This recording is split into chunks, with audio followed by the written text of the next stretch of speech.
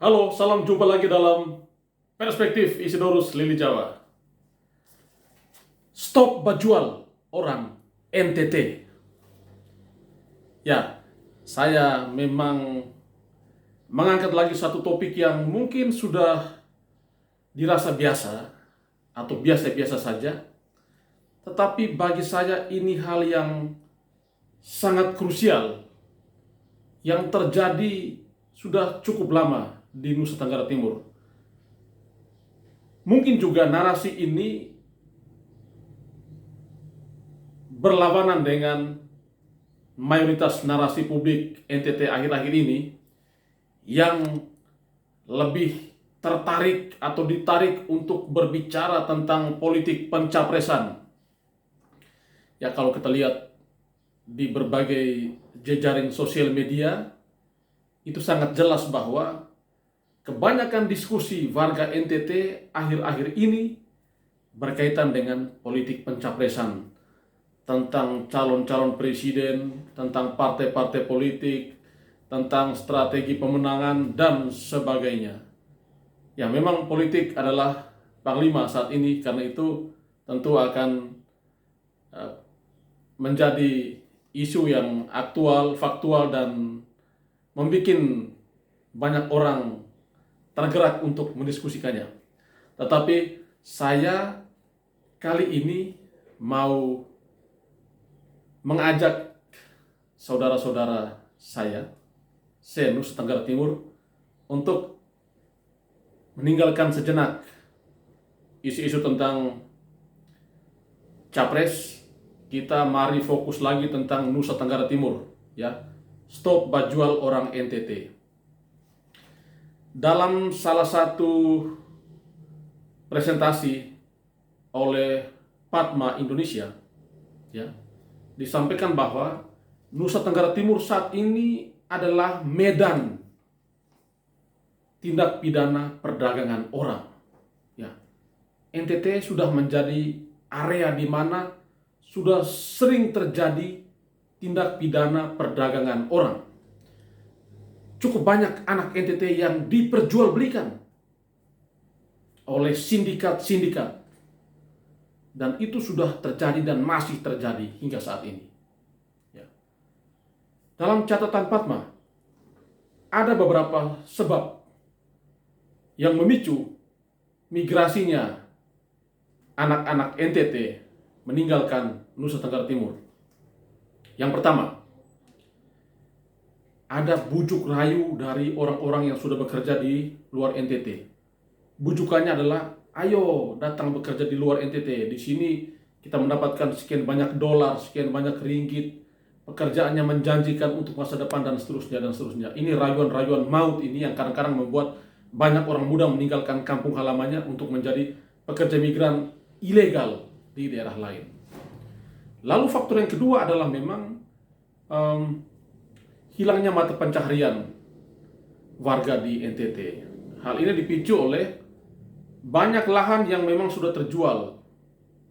Jadi kalau lahan-lahan pertanian sudah dijual, bagaimana orang-orang muda mau berusaha?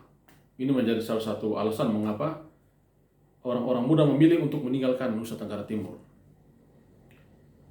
Lalu hal ketiga, memang harus kita akui bahwa ketersediaan lapangan pekerjaan di Nusa Tenggara Timur itu terbatas. Inilah yang akhirnya memicu tingkat kemiskinan semakin bertambah, tingkat pengangguran bertambah. Lalu orang berpikir daripada tinggal di NTT dan tidak bekerja, lebih baik kita menjadi pekerja migran ilegal sekalipun, yang penting kita bisa dapat kerja. Dan ini yang akhirnya membuat orang untuk meninggalkan Nusa Tenggara Timur. Nah, saudara-saudara, Wakil Gubernur Nusa Tenggara Timur tinggal setahun lagi memimpin NTT. Tetapi mungkin masih ingat dalam benak saudara-saudara janji-janji politik yang disampaikan oleh pemimpin NTT ini, ya. Bahkan terkait dengan human trafficking, tindak pidana perdagangan orang, itu saya dulu sempat mendengar, ya, ada janji dari calon gubernur saat itu yang akan mematahkan kaki-kaki para mafia human trafficking atau sindikat-sindikat itu akan dipatahkan kakinya. Tapi memang sampai hari ini kita belum mendapatkan kabar berapa banyak mafia yang kakinya sudah dipatahkan atau berapa banyak sindikat perdagangan orang yang kakinya sudah dipatahkan. Kita tidak mendapatkan kabar. Dan ini memang hal yang cukup menjadi pertanyaan publik. Seperti apa kebijakan pemerintah saat ini berkaitan dengan persoalan tindak pidana perdagangan orang di Nusa Tenggara Timur. Saya coba mengangkat data-data ini untuk kita pikirkan bersama. Ya. Sejak tahun 2018 sampai dengan September tahun 2022 ini, itu ada 505 orang pekerja migran asal NTT yang meninggal. Ada 505 orang pekerja migran asal NTT yang meninggal di luar NTT.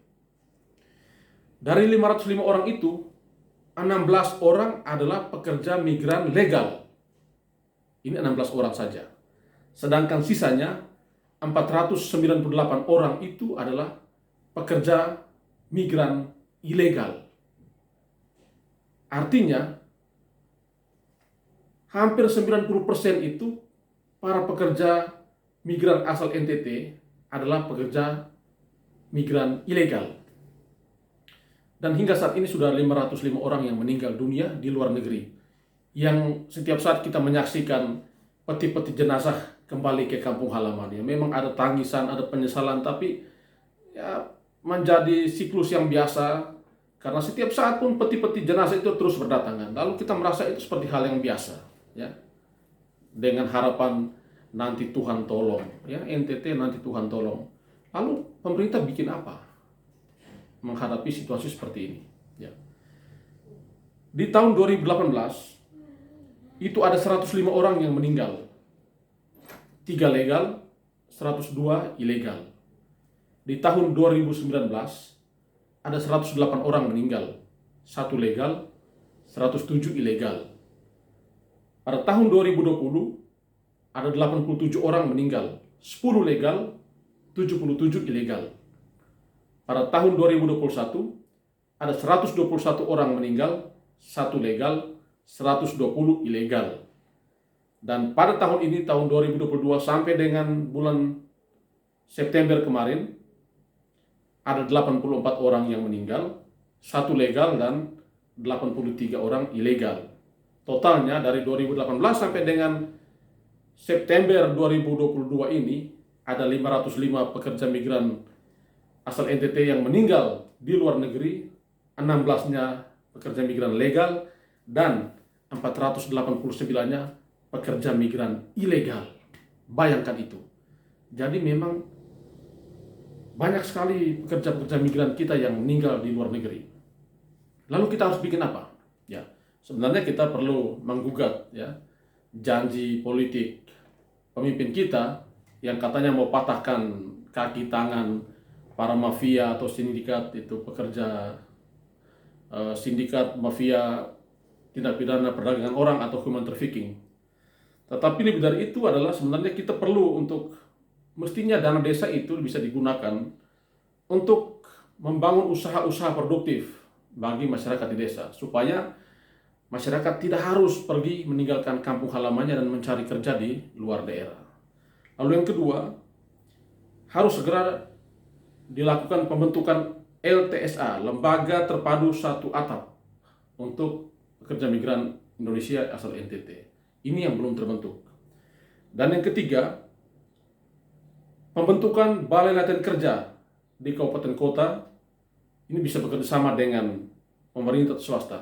Untuk kita ketahui, di NTT saat ini baru ada 4 BLK, itu 1 milik pemerintah dan 3 milik P3MI. Tetapi keempat itu ada di Kota Kupang. Sedangkan di Flores, Lembata, bahkan Sumba pun belum ada BLK. Nah, ini menjadi catatan krusial. Bagaimana memberdayakan orang muda, ya, warga kita kalau memang tidak punya BLK di daerah-daerah itu. Akhirnya orang memutuskan untuk meninggalkan kampung halaman dan pergi mencari kerja keluar NTT. Ya. NTT hari ini adalah zona tempat di mana terjadinya tindak pidana perdagangan orang. Kita berharap agar di 1 tahun masa jabatan Victory Josh ini ada upaya-upaya yang masif terstruktur untuk minimal bisa memberikan efek jera kepada para mafia, kepada para sindikat pelaku tindak pidana perdagangan orang. Supaya apa? Supaya warga NTT itu jangan diperjualbelikan kayak komoditi saja, ya. Jadi stop berjual orang NTT. Ya. Jangan jadikan orang-orang NTT ini sebagai komoditas yang bisa diperjualbelikan. Jadi itu harapan saya dan tentu harapan saudara-saudara semua. Mari kita lakukan upaya-upaya positif agar NTT bebas dari tindak pidana perdagangan orang. Terima kasih, salam sehat dan Tuhan memberkati.